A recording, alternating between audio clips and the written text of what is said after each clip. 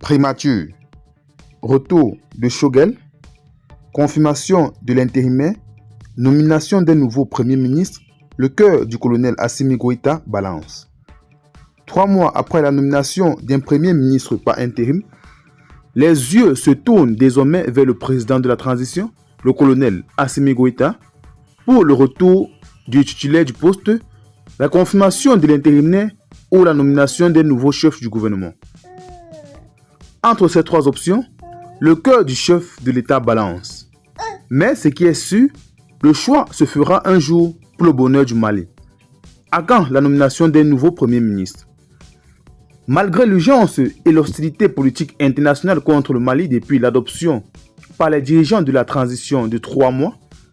principe majeur qui guide désormais la gouvernance de notre pays, à savoir le respect de la souveraineté du Mali, le respect des choix stratégiques des partenaires opérés par le Mali et le respect des décisions prises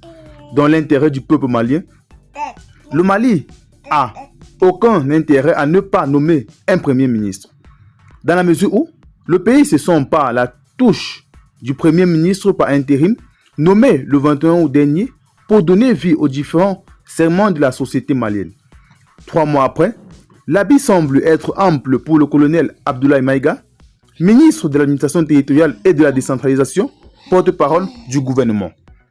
Certes, un Premier ministre par intérim n'a pas les coudées franches comme un Premier ministre de plein pouvoir, mais la nouvelle voie tracée par le Mali exigeait du colonel Abdoulaye Maïga d'aller au charbon pour remettre le Mali au travail, unique, issu pour amorcer le développement économique, industriel, social et culturel du Mali. Malheureusement, par manque d'initiatives salutaires pour faire face aux multiples défis auxquels le pays est confronté depuis des années, afin de sortir définitivement de l'impasse née de la gestion inique des vrais faux démocrates, les populations croupissent sous le poids de la cherté des produits de première nécessité.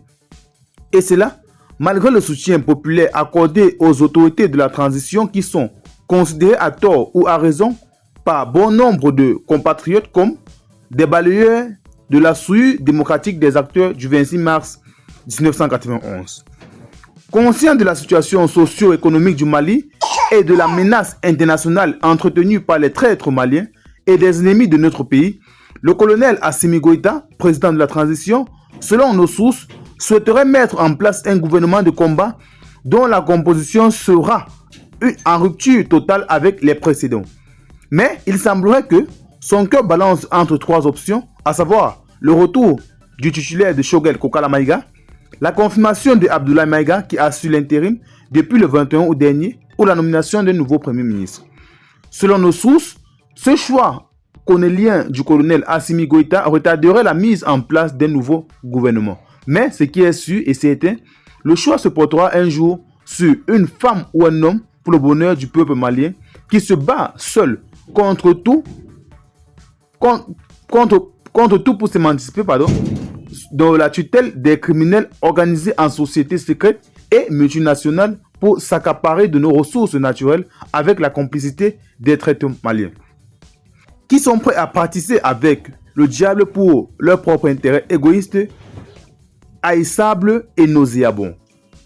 Le colonel Assimi Goïta a quelques jours décrété, selon des sources très bien introduites, l'état d'urgence en vue d'une nouvelle attaque terroriste dans le pays.